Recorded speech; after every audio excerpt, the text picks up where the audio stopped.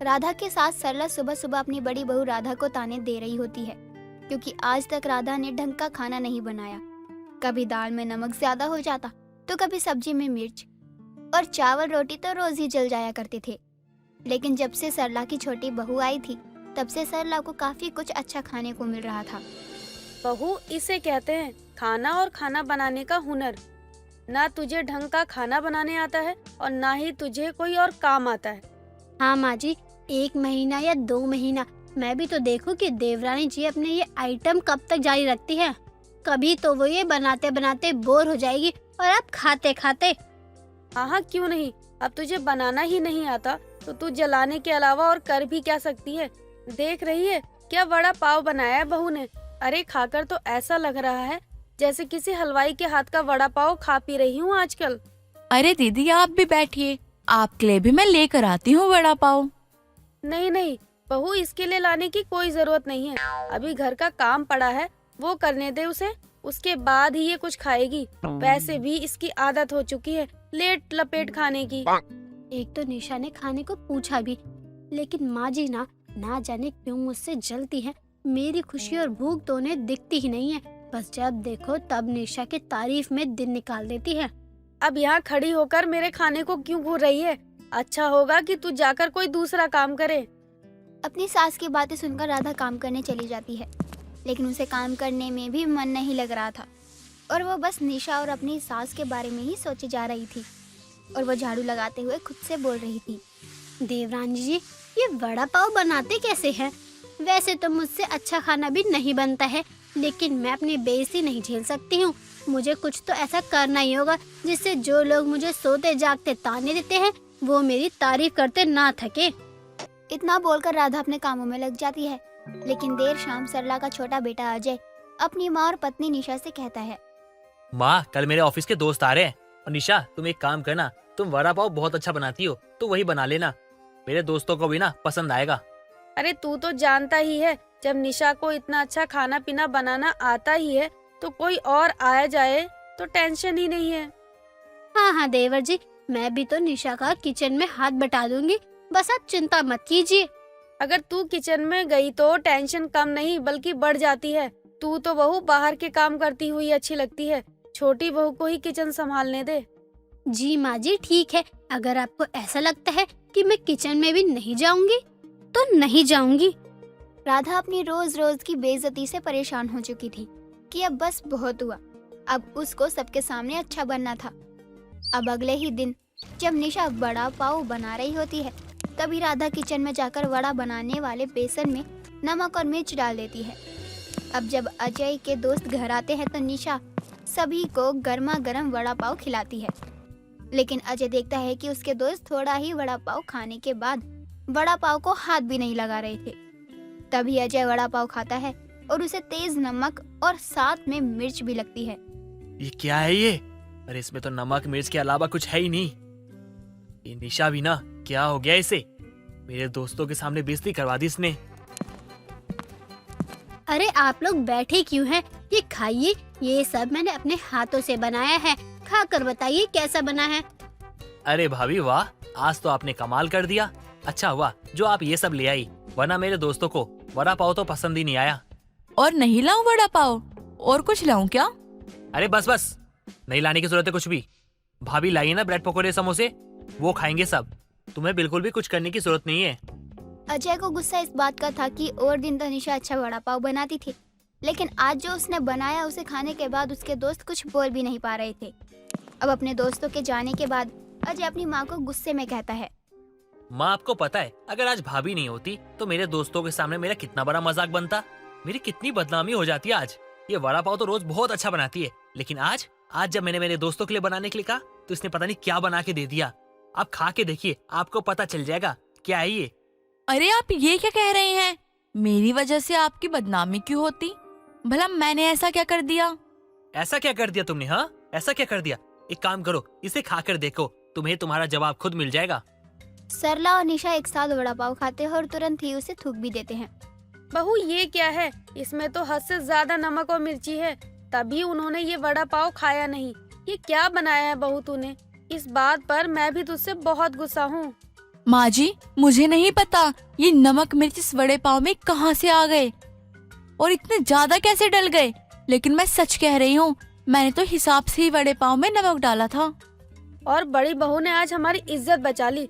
बहू तूने बिल्कुल सही किया, वक्त पर समोसे और ब्रेड पकोड़े बनाकर। लेकिन तूने बताया नहीं कि तूने इतना अच्छा समोसा और ब्रेड पकोड़ा कैसे बनाया। वो माँ जी, क्या है ना, मैं आपके ताने सुन सुनकर थक चुकी थी, इसीलिए मैंने भी मन बना लिया था कि बस अब मैं अपनी तारीफ सुनना चाहती हूँ। ये हुई ना बात, तूने मेरी बातों पर इतना गौर किया और ढंग से खाना बनाना सीख लिया, ये तो बहुत अच्छी बात है। निशा को अचानक राधा यानी अपनी जेठानी का समोसे ब्रेड बनाना अजीब लगता है और वड़ा पाव में मिर्च नमक ज्यादा हो जाना भी अजीब लगता है। मुझे अच्छे से याद है, मैंने वड़ा पाव में बेसन में मिर्च और नमक बहुत सावधानी से डाला था। हो ना हो, ये दीदी का ही काम है, वो कुछ भी कर सकती है मुझे नीचे दिखाने के लिए।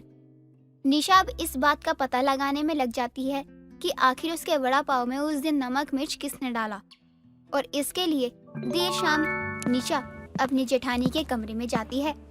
अरे निशा, तू यहाँ क्या कर रही है? आज लगता है तू रास्ता भूल गई अपने कमरे का। नहीं दीदी, बस मैंने ऐसा सोचा आपके पास आकर बैठूं।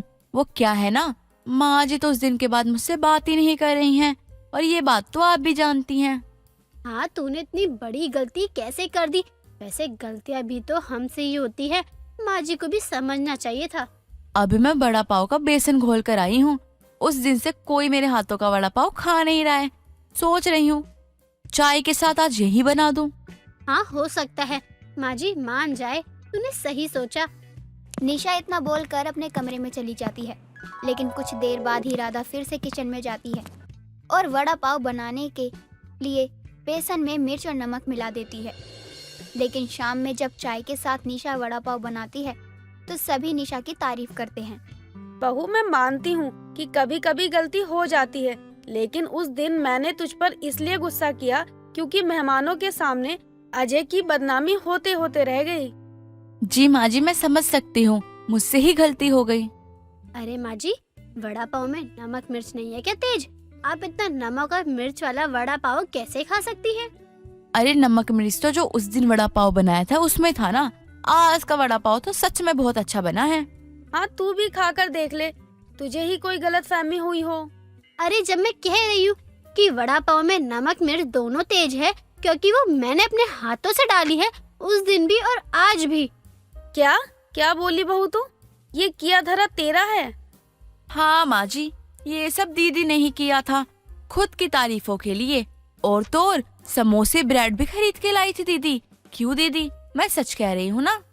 बहू, ये तूने अच्छा नहीं किया। आज के बाद तू किचन में खाना लेने नहीं जाएगी। छोटी बहू तेरा खाना निकाल कर तेरे कमरे तक पहुंचा देगी, लेकिन तू किचन में कदम नहीं रखेगी। राधा के इस हरकत पर उसकी सास सरला उसे किचन में जाने से मना कर देती है। हालांकि राधा को अपनी गलतियों का एहसास होता है, लेकिन उसका क्या ही फायदा, क्योंकि तब तक तो सरला तो अपना फैसला सुना चुकी थी। ज्योति कई सालों बाद अपने पति राजेश के साथ अपने ससुराल से मायके आती है, जिसे देखते ही उसकी माँ सरला और बहन रुचि बहुत खुश हो जाती हैं। तभी ज्योति की नजर टेबल पर रखे बनाना की चिप्स पर पड़ती है, जिसे देखते ही वो तुरंत चिप्स की प्लेट उठाकर सोफे पर बैठकर खाना शुरू कर देती है, जिसे देखकर उसकी माँ और बहन हंसते हुए कहती हैं, ये बनाना चिप्स खाना नहीं छोड़ सकती है। ये बात तो बिल्कुल सही कही मम्मी जी आपने। जब इतने साल बाहर रहने के बाद भी केले के चिप्स खाना इसने नहीं छोड़ा, तो अब क्या छोड़ेगी? अब तो बनाना चिप्स की पूरी प्लेट इसके सामने है। मतलब आप कहना क्या चाहते हैं दामाद जी? हमें तो कुछ भी समझ में नहीं आया। अरे माँ, ये क्या बताएंगे, मैं बताती हूँ आपको। इनको बस मेरा मजाक बनाना आता है और कुछ नहीं, यही इनका मनपसंद काम है। माँ, आप तो जानती हो कि मुझे बनाना चिप्स कितना पसंद है, लेकिन जहाँ हम रहते हैं वहाँ दूर दूर तक किसी भी दुकान पर बनाना चिप्स नहीं मिलता था। तो कुछ नहीं मम्मी जी, जब इसको हर जगह ढूंढने पर भी ना बनाना चिप्स नहीं मिला, तो ये मैडम हमारी मकान मालकिन के सामने पहुंच गई और उनके सामने चिप्स की इतनी तारीफ की कि पता नहीं कहां से उन्होंने बनाना चिप्स ढूंढा और लेकर आ गई, और इसके साथ उन्होंने भी खाना शुरू कर दिया। ये तो सही है ना जीजू, दीदी ने वहाँ भी अपनी पसंद की चीजें खाने पीने का जुगाड़ कर ही लेती है। इसी को कहते हैं कन्विंसिंग पावर, जो कि मेरी दीदी के पास है। ये तो कुछ नहीं है, दीदी तो अपने स्कूल में, कॉलेज में भी अपनी मीठी बातों से सबको कन्विंस करके अपना सारा काम दूसरों से करवा लेती थी। हाँ हाँ, मैं तुम्हारी बातों को बहुत अच्छे से समझ रहा हूँ साली साहिबा जी। आप यही कहना चाहती है ना कि आपकी दीदी बहुत चालाक है, सबको अपनी बातों में फंसा ही लेती है। बेटा, जो बात सच है उसे कहने की क्या जरूरत है, ये तो हमेशा से ऐसी ही है। बस करिए आप लोग, जब से आई हूँ मेरी ही बातें किए जा रहे हैं। एक काम करिए, आप लोग भी मेरे साथ बैठकर बनाना चिप्स खाइए, और इतने दिनों बाद सब मिले हैं, एंजॉय कीजिए। नहीं बेटा, तू ही खा अपने ये बनाना चिप्स, मैं सबके लिए कुछ अच्छा बना लूंगी, क्योंकि बनाना चिप्स तुझे ज्यादा पसंद है ना, हमें नहीं। सरला इतना कहकर रसोई में जाने के लिए सोफे से उठती है। तभी रुचि उसे रोकते हुए खुद रसोई में जाती है और सबके लिए चाय नाश्ता बना कर लाती है। थोड़ी देर बाद ज्योति अपने सभी घर वालों से मिलकर राजेश के साथ अपने ससुराल वापस आ जाती है, जहां उसकी सास मालती उससे कहती है, आ गई बहू तू, कब से मैं तेरा इंतजार कर रही थी।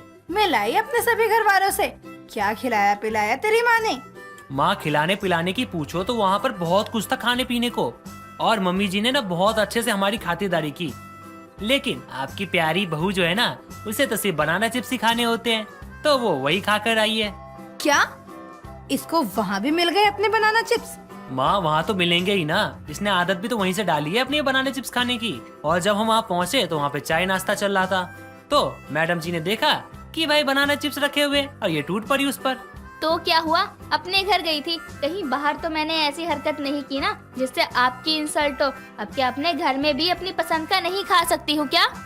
मैंने ऐसा कब बोला? तुम्हारा जो मन करे तुम खाओ।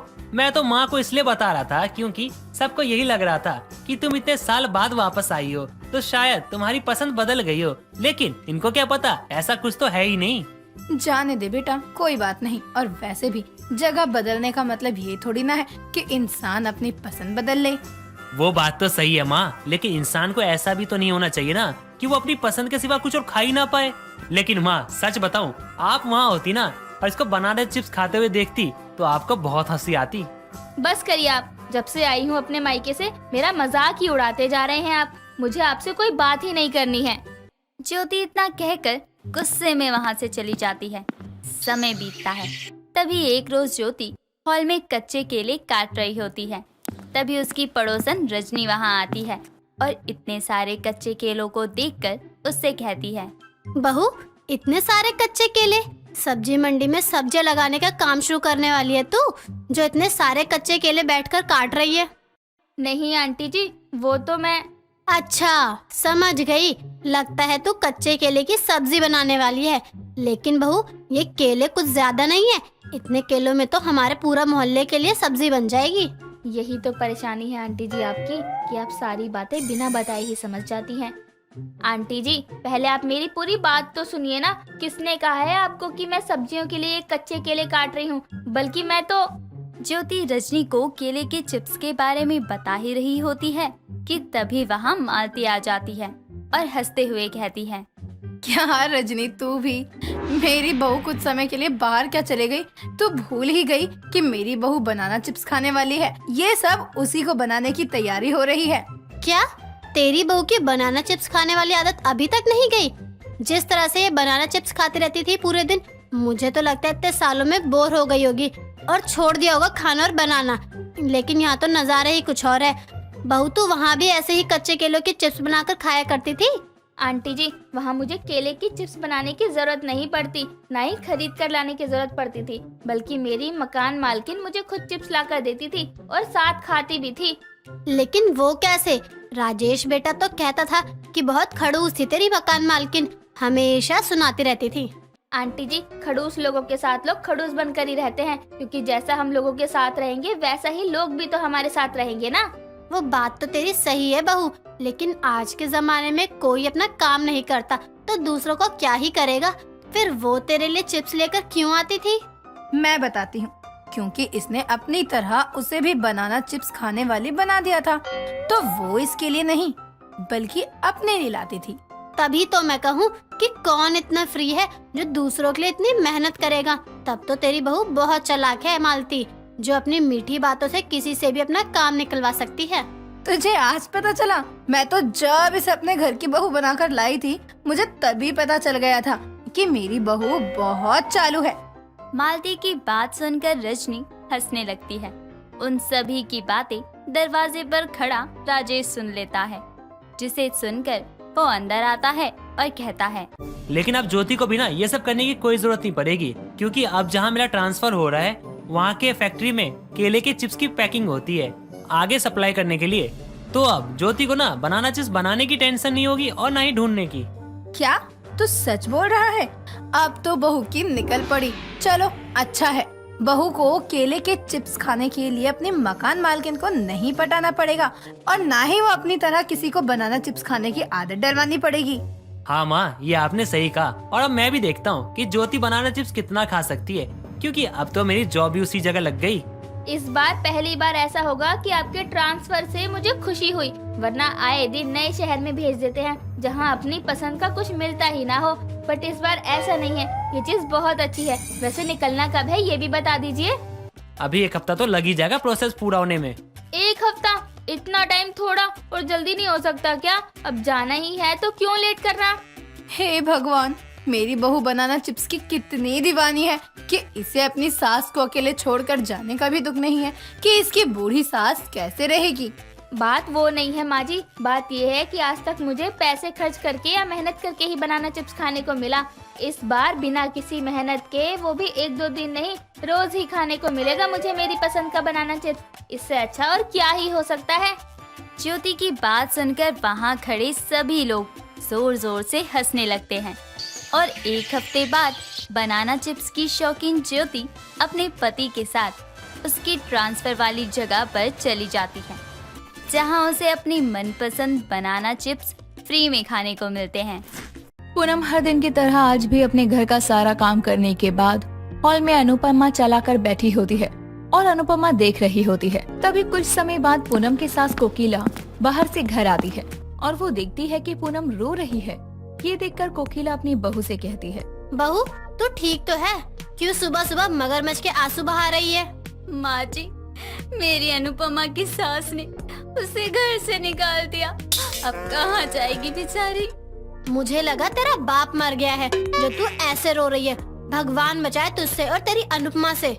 माँ जी, आप क्या जानो बेचारी अनुपमा का दर्द। आप भी तो एक सास ही हो ना। हाँ हाँ चल जा, अब जा जाकर चाय बना ले। ये सुनकर पूनम टीवी को गले लगाकर कहती है, अनुपमा, मैं अभी माँ जी की चाय बना कर आती हूँ, तब तक तुम खुद को संभालो अनुपमा। ये बोलकर पूनम दहाड़े मार मार कर रोने लगती है और ये देखकर कोकिला अपने आप से कहती है, ना जाने मेरी बहू ये सब नाटक कब छोड़ेगी। इसे देखकर तो ऐसा लगता है जैसे टीवी वाले इसके सगे हैं और इस पर जो भी दिखा रहे हैं वो भी सच है। ये बोलकर कोकिला टीवी देखने लगती है। तभी कुछ समय बाद पूनम अपनी सास के लिए चाय लेकर आती है, जो टीवी देख रही थी। ये देखकर पूनम अपनी सास को चाय देते हुए कहती है, माँ जी, अब मुझे अनुपमा देखने दो। बेचारी न जाने कहाँ रहने जाएंगी। उसके बच्चे भी तो उससे प्यार नहीं करते। हाँ हाँ देख ले, कहीं जगह ना मिले तो उसे घर ही बुला लियो बहू। माँ जी, मैं तो आपको गलत ही समझती रही थी। आप तो कितनी अच्छी हैं। लेकिन माँ जी, अनुपमा बहुत हिम्मत वाली है, वो भी छोड़ेगी नहीं अपनी सास को। ये सब देखकर तू जो मुझ पर अपने पैतरे अपनाती है ना, वो मैं चलने नहीं दूंगी। देर रात करीब 1 बजे हॉल में बैठकर अकेले पूनम अनुपमा देख रही थी। तभी पूनम का पति राजेश पूनम से कहता है, अरे तुम पागल तो नहीं हो गई हो? रात के 1 बज रहे हैं, तुम हॉल में अकेले क्या कर रही हो? तभी राजेश जैसे ही पूनम के कंधों पर हाथ रखता है, वैसे ही बालों को आगे किए बैठी पूनम अपने पति से कहती है, तुम मेरे राजेश नहीं हो। तुम्हारा उस गौरी मैडम के साथ चक्कर चल रहा है ना, लेकिन मैं भी अनुपमा हूँ। मैं तुम्हें बताती हूँ, एक स्त्री क्या कुछ नहीं कर सकती। ये देखकर राजेश भूत भूत चिल्लाता हुआ भाग जाता है और ये देखकर पूनम जोर जोर से हंसते हुए खुद से कहती है, क्या एक्टिंग की है। ऐसे ही ना इन्हें डरा के रखूंगी ताकि ये किसी और को देखे भी ना और ना ही वनराज की तरह मुझे छोड़ कर जाएं। अगली सुबह जैसे ही राजेश अपनी पत्नी को यानी पूनम को देखता है, वैसे ही अपनी माँ के कमरे में जाकर उससे कहता है, माँ, अब तो मुझे भी इससे डर लगने लगा है। क्यों, ये कोई चुड़ैल है? माँ, तो कोई चुड़ैल से कम भी तो नहीं है ये। रात में 1 बजे बालों को खोलकर चुड़ैल की तरह बैठी थी। मैंने कहा क्या कर रही हो, तो ना जाने क्या बकने लगी। अच्छा बहू की बात कर रहा है तू? आपको पता है कि इस पे कोई प्रेत आत्मा आती है? कोई भूत भूत नहीं आता इस पर। ये तो इसके सीरियल्स का असर है जो ये देखती रहती है, वही हम पर कॉपी करती है। तेरे साथ पहली बार हुआ है, ये तो मेरे साथ रोज होता है। देर शाम पूनम पड़ोस की विमला के साथ मार्केट जा रही थी। तभी कोकिला अपनी बहू को जाते हुए देखकर कहती है, बहू कहाँ जा रही है, वो भी बिना बताए? एक्सक्यूज मी माँ जी, मैं घूमूं फिरूं, नाचूं गाऊं, हंसूं खेलूं, बाहर जाऊं, अकेले जाऊं, किसी के साथ जाऊं, जहाँ जाऊं, जब जाऊं, जैसे भी जाऊं, आपको क्या? क्या बोली? मुझे क्या? तेरी सास हूँ, समझी? ये तेरे बाप का घर नहीं है जो कहीं भी बिना बताए निकल जाएगी।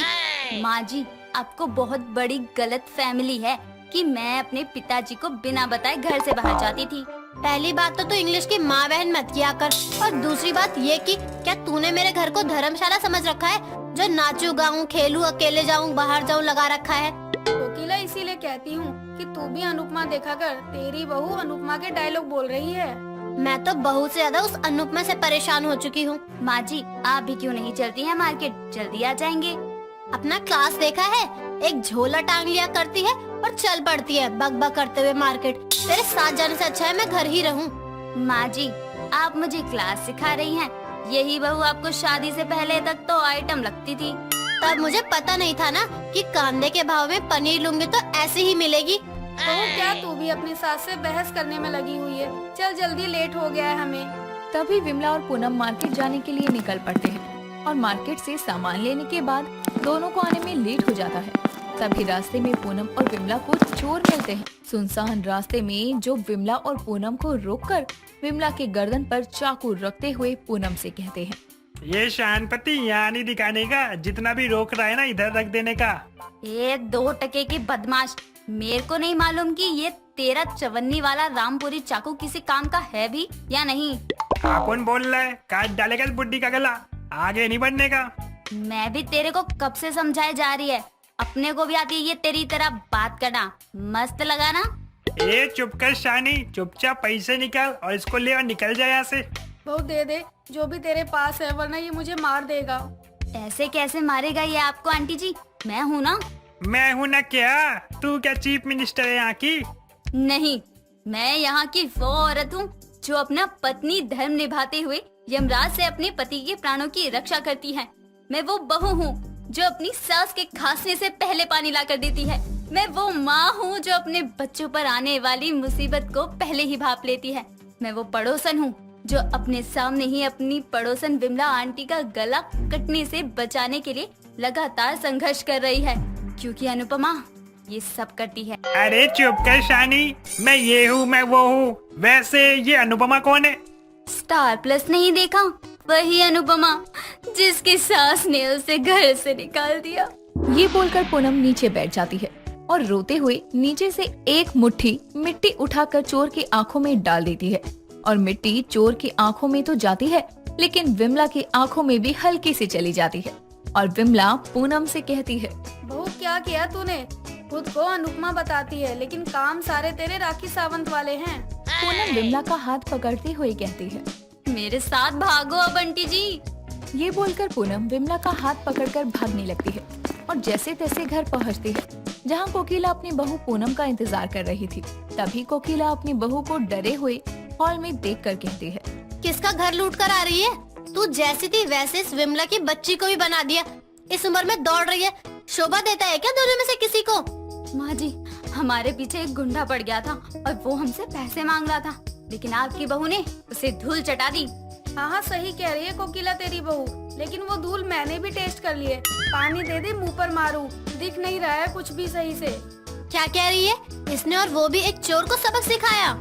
हाँ कोकिला, इसने तो पहले ही उसे अनुपमा की कहानी सुनाकर पका दिया है और फिर उसकी आंखों में मिट्टी झोंक दी। अच्छा हुआ इसकी गर्दन पर उसने चाकू नहीं रखा, वरना जितना टॉर्चर उसने इसकी आंखों में मिट्टी डालकर नहीं किया होगा, उतना टॉर्चर तो वो अनुपमा की कहानी सुनकर हो गया होगा। माँ जी, मैंने आज विमला आंटी को बचा लिया, क्योंकि अनुपमा सबका भला चाहती है। चाहे उसकी सास उसे 100 ताने मारकर घर से निकाल दे या उसकी पड़ोसन उसकी सास की चुगली अनुपमा से करे, लेकिन अनुपमा में बहुत हिम्मत है। क्या मतलब तेरा? विमला मेरी बुराई करती है? अरे तेरी बहू कुछ भी बोलती है, हम तो पुराने दोस्त है ना कोकिला। सही किया जो आज मैंने केबल की तार ही हटवा दी। अब मेरे घर में शांति रहेगी। भले ही कोकिला ने अपने घर से टीवी के केबल का कनेक्शन हटवा दिया हो, लेकिन पूनम को कौन अनुपमा देखने से रोक सकता था। वो तो विमला के घर जाकर देख लिया करती अपनी प्यारी अनुपमा को। अंजलि एक गांव की रहने वाली साधारण लड़की थी, जिसकी शादी शहर में रहने वाले रजत से हुई थी। रजत एक पढ़ा लिखा और शहर का अमीर लड़का था। दोनों की शादी को अब 1 हफ्ता हो चुका था, लेकिन अंजलि की अभी तक पहली रसोई की रस्म नहीं हुई थी। तभी एक रोज उसकी सास उससे कहती है, अरे बहू, इतने दिन हो गए तेरी शादी को और अभी तक ससुराल में तेरी पहली रसोई नहीं हुई। मैं तो सोच रही हूँ कि आज ही ये रस्म पूरी कर लेते हैं। जैसा आप कहे माँ जी, बोलिए क्या बनाना है खाने में? जो तुम्हें ठीक लगे वो बना लो, और थोड़ी सी खीर, पूड़ी, हलवा, छोले की सब्जी अगर मन करे तो बना लेना। ठीक है माँ जी, जैसा आपने कहा है मैं वही सब बना कर लाती हूँ। इतना कहकर अंजलि वहाँ से चली जाती है और फिर वो सभी के लिए खाना बनाती है। कुछ देर बाद उसकी सास फिर से रसोई में आती है और उससे कहती है, अरे बहू, खाना बन गया है क्या? बड़ी अच्छी खुशबू आ रही है। हाँ माँ जी, बस बन ही गया है। आप चलिए, मैं परोसती हूँ सबके लिए। ठीक है बहू, मैं चलती हूँ बाहर, तू खाना ले आ। इतना कहकर मीनू वहाँ से बाहर चली जाती है और फिर अंजलि खाना परोसने के लिए बर्तन देखती है।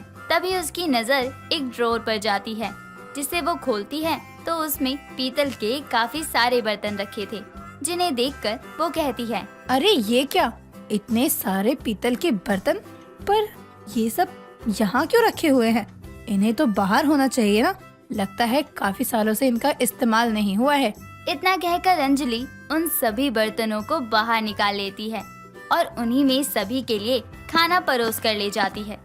ये देखकर मीनू अंजलि से कहती है, अरे बहू, ये क्या है? तुझे ये पीतल के बर्तन कहाँ से मिल गए? वो माँ जी ये ना किचन में रखे हुए थे, तो मैंने सोचा कि इन बर्तनों का इस्तेमाल कर खाना इन्हीं में परोस दूं। लेकिन बहू, हम इन बर्तनों में खाना नहीं खाते हैं। ये बहुत पुराने बर्तन हैं। आजकल कोई इनका इस्तेमाल नहीं करता।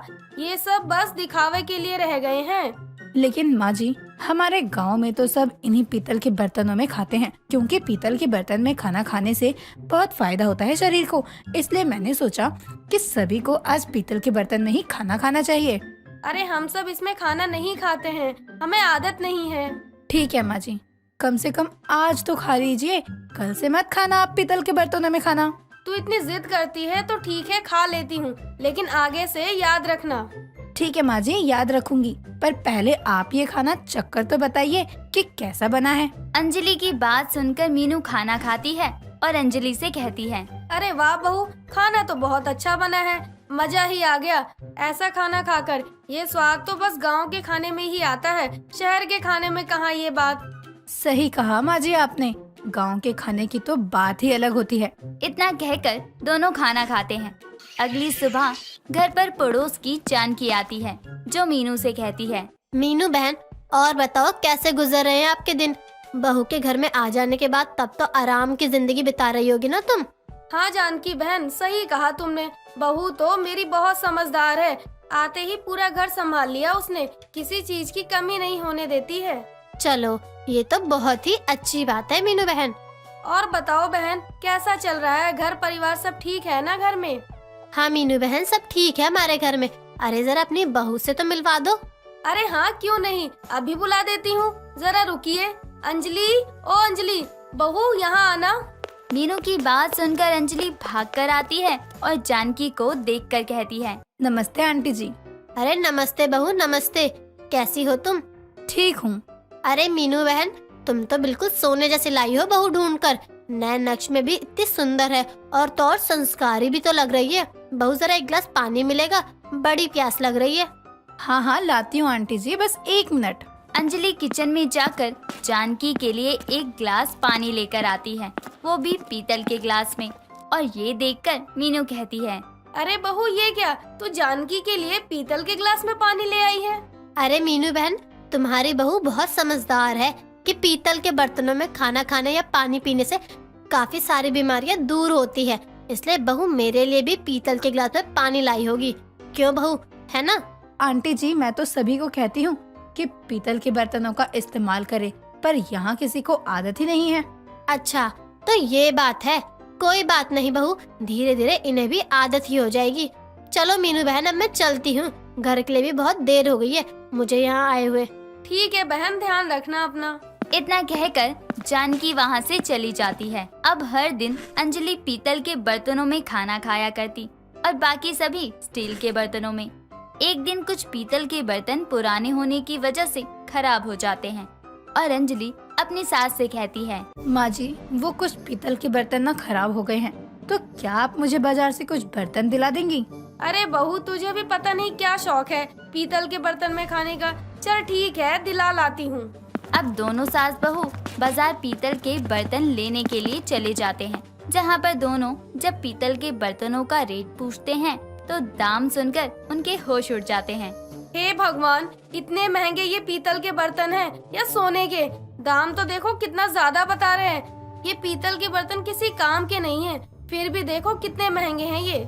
माँ जी, ऐसा नहीं है, ये बर्तन बहुत काम के होते हैं। आपने कभी इनके बारे में अच्छे से नहीं जाना ना, इसलिए। अरे बहू, मुझे जानना भी नहीं है इनके बारे में, अब जल्दी से ले ले। इतना कहकर अंजलि बर्तन लेती है और दोनों सास बहू घर आ जाती हैं। कुछ दिनों बाद अंजलि के पति का बॉस घर पर खाना खाने आता है और उसे भी अंजलि पीतल के बर्तनों में ही खाना परोसती है। और उसके जाने के बाद उसका पति गुस्से से उससे कहता है, अरे ये तुमने क्या किया? बॉस को पीतल के बर्तन में खाना दे दिया। अब पता नहीं गुस्से में वो मुझे कुछ कहना दे, नौकरी से ना निकाल दे। हाँ बहू, तेरी ये गलत बात है। घर वाले तो ठीक हैं, लेकिन बाहर वालों को नहीं देना चाहिए ऐसे पीतल के बर्तन में कुछ भी। कहीं वो नाराज हो गए तो। इतने में ही रजत के पास उसके बॉस का कॉल आता है और वो पीतल के बर्तनों में खाना खाकर बहुत खुश होता है। साथ ही अंजलि की बहुत तारीफ भी करता है, जिसके बाद रजत अंजलि से माफी मांगता है। ऐसे ही एक दिन अंजलि की सास मीनू की अचानक तबीयत बिगड़ जाती है और वो सीढ़ियों से गिर जाती है।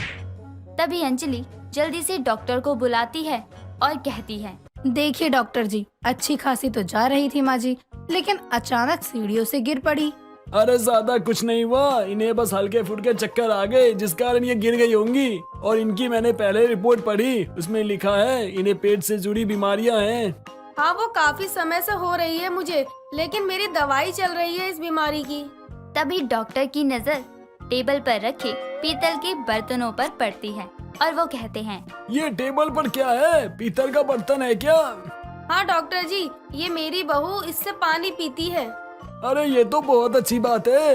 अरे आपके पास तो सभी बीमारी का आसान इलाज है। मैं समझी नहीं, आप क्या कहना चाहते हैं? मेरा मतलब है तांबे के पीतल के बर्तनों में खाना पीना हमारे शरीर के लिए अद्भुत फायदेमंद होते हैं। पहले के जमाने में लोग ज्यादा लंबे समय तक इसीलिए जी पाते थे क्योंकि वह इन्हीं बर्तनों का इस्तेमाल किया करते थे। और आपके पास पीतल के बर्तन है, लेकिन आप इस्तेमाल नहीं करती होंगी, तभी आपको इतनी बड़ी बीमारी हुई है। जी डॉक्टर, मैं आगे से ध्यान रखूंगी। आगे से पीतल के बर्तन में ही पानी पीऊंगी और खाना भी खाऊंगी। कुछ दवाई लिखकर डॉक्टर वहाँ से चला जाता है, जिसके बाद मीनू अंजलि से कहती है, बहू मुझे तेरी बात मान लेनी चाहिए थी। मुझे नहीं पता था कि सच में पीतल के बर्तन इतने फायदेमंद होते हैं। कोई बात नहीं माँ जी, अब तो आपको पता चल ही गया ना कि कितने फायदेमंद होते हैं पीतल के बर्तन। हाँ बहू, आज से मुझे भी तू पीतल के बर्तन में ही खाना देना और पानी भी। अब मीनू की पीतल के बर्तनों में खाना खाने वाली बहू अंजलि के साथ साथ मीनू और उसका पति भी पीतल के बर्तनों में ही खाना खाया करते। नव्या अपने दो भाई वरुण, विनीत और भाभी सुमन और नीतू के साथ रहा करती थी। नव्या अपने भाइयों की लाडली थी, पर सुमन और नीतू नव्या को जरा भी पसंद नहीं करती थी। ऐसे ही एक दिन सुमन अपनी देवरानी से बोलती है, नीतू, मैं क्या सोच रही थी कि आज क्यों ना हम कहीं बाहर चलें। दीदी, बाहर जाने में कोई दिक्कत नहीं है, पर आप तो जानती है ना कि हमारे सर पर एक नागिन बैठी है जो हमारे सीने पर छत्ता फैलाए हुए बैठी है। अब अगर हम अपने पतियों के साथ कहीं भी बाहर जाएंगे तो हमारे पति इसको छोड़कर तो जाएंगे नहीं। अब जब भी जाएंगे तब वो उसे हमारे साथ ही लेकर जाएंगे। यार, बोल तो तुम बिल्कुल सही रही हो। मैं भी बहुत दुखी हूँ इस लड़की से। ये ननद नहीं, बोझ बनकर रह गई है बस। पता नहीं कब यहाँ से निकलेगी। तुम चिंता मत करो दीदी, आज जब भी ये आएंगे ना तो उनसे मैं नव्या की शादी की बात छेड़ूंगी। हाँ हाँ, एक बार बात करके जरूर देखना, क्या पता इन भाइयों के दिमाग में कुछ घुस जाए और उसकी शादी करवा दे। मम्मी पापा तो इस मनहूस को यहाँ छोड़कर चले गए, पर अब हम लोगों को इसे झेलना पड़ रहा है। जहाँ दोनों देवरानी जेठानी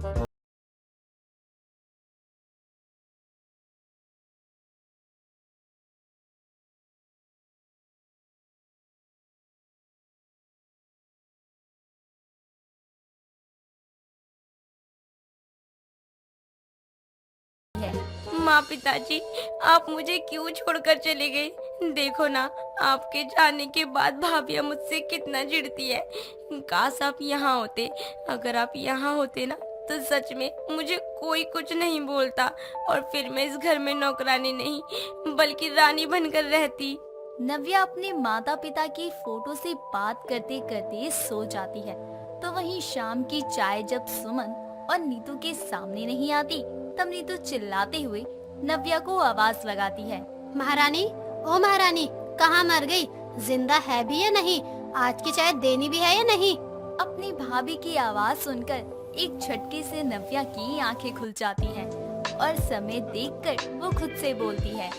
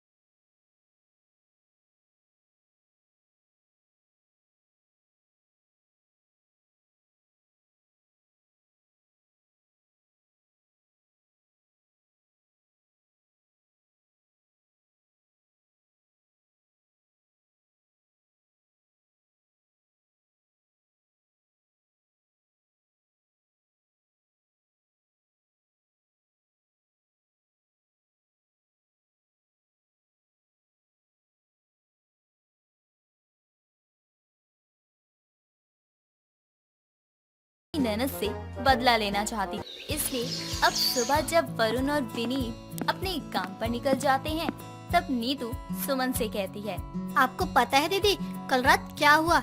इस मनूस के चक्कर में विनीत जी मुझ पर गुस्सा होने लगे। मुझे तो समझ ही नहीं आ रहा कि आखिर मैं इसको यहाँ से कैसे निकालूं। नीतू, देवर जी ने तुम पर अपना गुस्सा उतारा खाली इस करमजली के चलते? अरे मैं तुम्हारी जगह होती ना तो कसम से मैं इसको इसकी औकात दिखा देती। आप चिंता क्यों करती है दीदी? सुबह हो चुकी है पर महारानी अभी तक नहीं उठी, इसलिए आप मेरा कमाल देखिए। नीतू अपनी ननद नव्या के कमरे में उसे उठाने के लिए जाती है और उसे देर तक सोता हुआ देखकर उसके ऊपर से कंबल हटाते हुए अपनी ननद से कहती है, अरे हीरोइन, उठ जा, आज उठना भी है या नहीं? महारानी बनी हुई है, 12-12 बजे तक सोती रहती है। भाई तो कुछ बोलता नहीं है तो सोचती है कि यूं ही आराम फरमाऊं। भाभी उठ ही रही थी, वो मैं बस। ना ना, पड़ी रह तू तो महारानी है, सारा काम तो मैं करूँगी। तेरे मरे हुए माँ बाप ने मुझे नौकर जो बनाकर यहाँ छोड़ दिया है। भाभी पापा जी के ऊपर मत जाइए। और रही बात मेरी, तो आज मुझे अपनी तबीयत ठीक नहीं लग रही थी, बस इसीलिए आज लेट हो गया है। हाँ हाँ, तेरी तो रोज ही तबीयत खराब रहती है। देख, उठ जा, घर का काम भी करना है। पता नहीं कब से छुटकारा मिलेगा मुझे। भाभी मुझसे जो भी होता है वो मैं कर ही देती हूँ, फिर भी आप ऐसे क्यों बोलते हो? मैंने कभी कुछ नहीं कहा कि मुझे ये नहीं करना, पर फिर भी। फालतू ना बकवास मत कर, उठ जा। सारा दिन खाना पीना और सोना ही है। उठ कर सारा काम कर ले अब। नीतू के कहने पर नव्या जा ही रही होती है कि इतने में नीतू एक बार फिर नव्या से कहती है, अरे ओ महारानी, ये जो कंबल है वो कौन लपेटेगा? चल इसको लपेट कर बाहर आ। खून पी रखा है इसने मेरा। काम धाम एक है नहीं और ड्रामे तो ऐसे करेगी जैसे ना जाने कहाँ की राजकुमारी है। इतना कहकर वो वहाँ से चली जाती है और बेचारी नव्या वहाँ रोती रह जाती है। समय गुजरता है और एक दिन जब नव्या टीवी देख रही होती है, तभी उसकी भाभी कपड़े लेकर आती है और उससे कहती है, सारा दिन तुझे आराम ही दिखता है क्या? ये क्यों नहीं सोचती कि थोड़ा सा काम करवा लूं अपनी भाभीयों का? भाभी मैं सारा काम तो करती हूँ, फिर भी आप ऐसे क्यों करते हो मेरे साथ? हाय, देखो तो कैसे कच कच करके कैची की तरह जुबान चला रही है।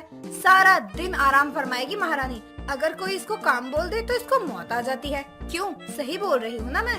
तेरे कमरे में मैंने कुछ कपड़े रखे हैं, उसको लपेट कर अलमारी में रख दियो। और बाथरूम में और भी कपड़े हैं, उसको भी जाकर धो दियो, समझी? अपनी बातें पूरी कर वो वहाँ से चली जाती है। तो वहीं नव्या से अब अपनी भाभीयों का ये अत्याचार बर्दाश्त नहीं हो पा रहा था। बस इसलिए वो खुद से कहती है, अब मुझसे भाभी का ये अत्याचार बर्दाश्त नहीं हो रहा है। आज जब भैया आएंगे तब मैं खुद ही भैया को बोल दूंगी कि मेरी शादी करवा दे। नव्या अब रात होने का इंतजार करने लगती है और रात को जब वरुण और विनीत घर आते हैं तब नव्या अपने भाइयों के सामने अपनी शादी की बात रखती है। ये सुनकर वरुण कहता है, नव्या तुम ठीक हो ना? हाँ भैया मैं ठीक हूँ, पर मुझे ऐसा लगता है कि मैं अब अपना घर संभालने लायक हो चुकी हूँ। बस इसीलिए मैं शादी करना चाहती हूँ। भैया मैं तो पहले ही बोल रही थी कि नव्या शादी लायक हो चुकी है, इसकी अब शादी करवा दो, पर इन्होंने मेरी सुनी ही नहीं। वैसे मेरी नजरों में एक बहुत ही अच्छा लड़का है, अगर आप कहे तो मैं उनसे अपनी नव्या की बात करूं। नीतू की बात सुनकर वरुण उसको हाँ कर देता है, जिसके बाद नीतू अपनी जेठानी के साथ उसके कमरे में जाती है और फोन पर बात करते हुए कहती है, अरे बहन, ये रिश्ता बहुत ही अच्छा है। देखिए, इसी बहाने आपको आपके घर की नौकरानी भी मिल जाएगी और मेरे सर से बोझ भी हट जाएगा। हाँ हाँ ठीक है। अच्छा तो आप कल आ रहे हैं ना? ठीक है। दीदी आपको पता है कल वो लोग आएंगे, पर लड़का बहुत ही खराब है, नशेड़ी है। कहीं इन सबको पता चल गया इसके बारे में तो? खैर हमें क्या, अब बहुत जल्दी हमारा पीछा इससे छूट जाएगा। सही बोल रही हो तुम नीतू। नीतू और सुमन आपस में बात कर रहे थे तो वहीं खिड़की से ये सब कुछ नव्या और विनीत सुन लेते हैं, पर विनीत नव्या को इस वक्त कुछ भी कहने से रोक देती है। और अगले दिन जब लड़के वाले आते हैं तब नव्या उस लड़के से शादी के लिए हाँ कर देती है, पर विनीत अपनी बहन की जिंदगी बर्बाद होते हुए नहीं देख सकता था। बस इसलिए वो लड़के वालों के सामने ही अपनी पत्नी को एक जोरदार थप्पड़ मारता है और उससे कहता है, तुझे तो अपनी पत्नी बोलते हुए भी मुझे शर्म आ रही है। विनीत ये क्या कर रहे हो तुम? बस बहुत हुआ, आप ना ही बोले भाभी, वरना मैं ये भूल जाऊंगा कि आप मेरी भाभी हैं। विनीत ये क्या बोल रहा है तू? अपनी भाभी से कैसे बात कर रहा है तू? भैया ये दोनों औरतें इसी के लायक हैं, क्योंकि ये हमारी बहन की माँ समान भाभी नहीं बल्कि दुश्मन है, दुश्मन। इतना बोलकर अब विनीत अपने भाई को सब कुछ बता देता है कि जानकर पर उनको भी बहुत गुस्सा आता है, जिसके बाद वो उन लड़के वालों को घर से निकाल देता है और अपनी पत्नी से कहता है, सुमन मुझे तुमसे ये उम्मीद नहीं थी। जब तुम मेरी बहन को अपनी ननद नहीं समझ सकती तो तुम्हारी इस घर में कोई जगह नहीं है। निकल जाओ तुम दोनों यहाँ से। भैया रुक जाइए, भाभी को घर से मत निकालिए। मैं ना तो पहले आप लोगों का घर बर्बाद करना चाहती थी और ना अब करना चाहती हूँ। प्लीज भैया, आप लोगों का रिश्ता खराब ना हो, बस इसीलिए मैंने इस रिश्ते के लिए हाँ की थी। ये दोनों मेरी माँ समान है, इनको मत निकालिए। हमें माफ कर दीजिए। हाँ वरुण जी, हम आगे से ऐसा कभी कुछ नहीं करेंगे। भैया एक गलती तो भगवान भी माफ कर देते हैं, माफ कर दो भाभी को।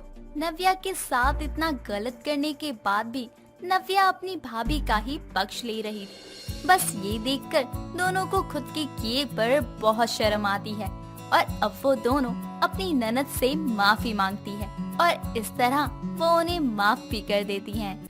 दोस्तों अगर आपको ये कहानी पसंद आई तो इसे लाइक करें, शेयर करें और कमेंट करके बताएं कि कहानी में आपको सबसे अच्छा क्या लगा।